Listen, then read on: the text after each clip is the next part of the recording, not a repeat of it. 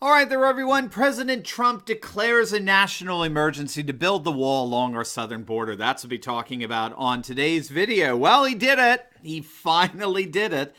Over the course of the last several weeks, President Trump has been threatening Congress that if they did not give him a budget that included at least $5 billion for the construction of a wall on our southern border, he would in fact declare a national emergency in order to tap into executive power that would legally allow him to divert billions of dollars toward the construction of a wall. Well, now, as of just a few minutes ago, he has in fact done just that. He announced that he would be signing this disgusting spending bill that appropriated only about $1.4 billion for border security. And then he said, that's it, national emergency declared. And in typical Trump fashion, he's moving a total of $8 billion. Forget the $5 billion, $8 billion now for wall construction. Now, of course, the swamp is exploding over this. Already we have the Democrats and even some pathetic Republicans standing up and saying, no way, we won't let Trump do this. Chucky Schumer's declared this an unlawful act. And of course, there's going to be immediate legal challenges and the like. Trump's fully aware of this. He said as much. He knows this is going to the Supreme Court.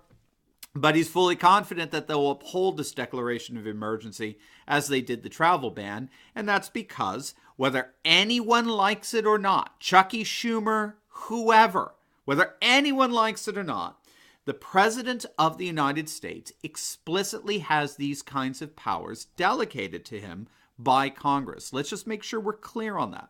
The President does have the constitutional right to declare national emergencies and appropriate the funds necessary to mitigate those national emergencies. That's emphatically not at issue here. What is at issue, what globalists are trying to make the issue, is whether the state of the southern border actually constitutes a national emergency, right? All the Dems and their mouthpieces in the corporatist globalist media are all saying that this is a fake emergency, that Trump's making all this up. There's just one tiny itty bitty little problem for all these left-wing whiners and complainers, and that's that the President of the United States has the right to define and delineate what precisely constitutes a national emergency. Andrew McCarthy over at National Review points out that in our constitutional system, the presumption in our law is not only that this power to declare emergencies and in effect legislate measures to deal with them has been delegated to the president by Congress in numerous statutes. It's not just that. The Congress has authorized the president not merely to declare a national emergency, but entailed in that he has the authority and the right to define what a national emergency is. And so what we have to understand is that the president does have the precedent to determine what exactly constitutes an emergency and how best to rectify it. Now, this is important because obviously this decision to declare a national emergency is going to be challenged in the courts. But really, and again, I appreciate McCarthy's take on this, there's just no way around this legally.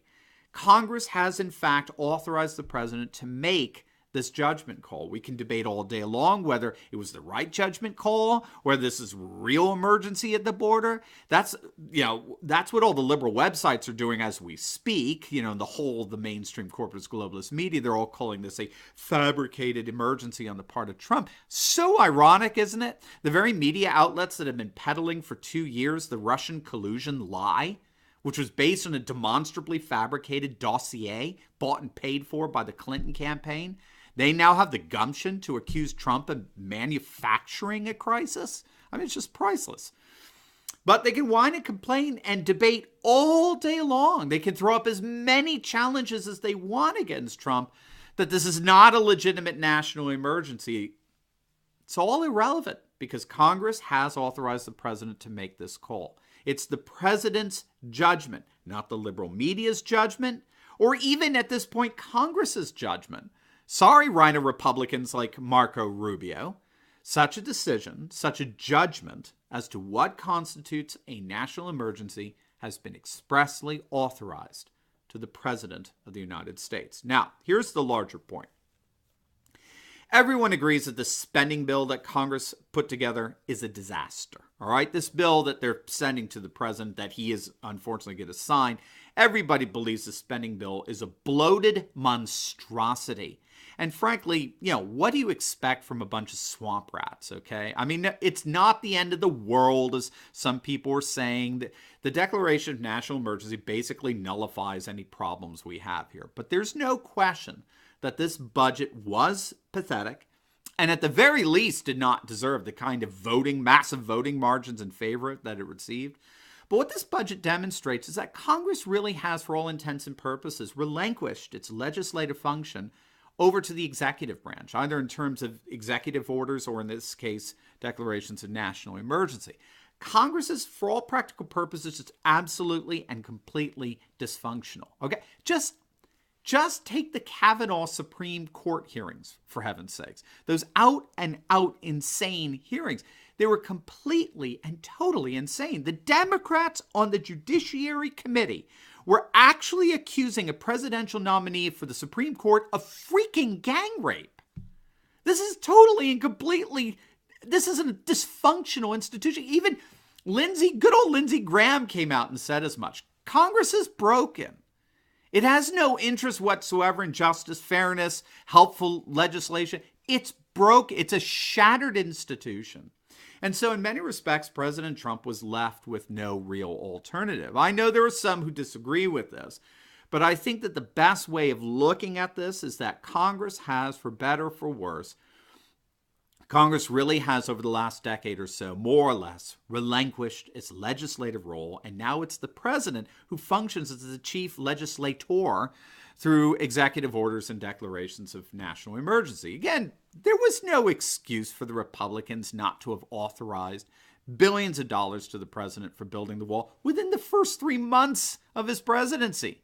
There was no excuse. The sad fact of the matter was that Paul Eddie Munster Ryan and many rhinos who have since retired didn't want the wall. They and their buddies over at Goldman Sachs fund their campaigns and love cheap labor, didn't want a wall.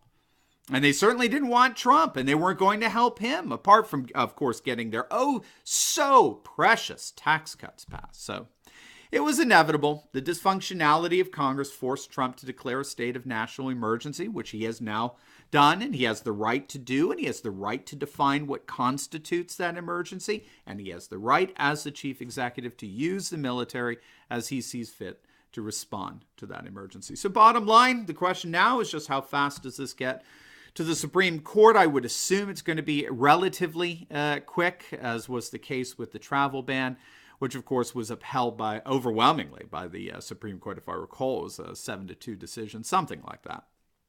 And so in addition to what we reported on the other day, where Trump has in fact already for the last several months been building the wall in parts in Texas, New Mexico, Arizona, and California.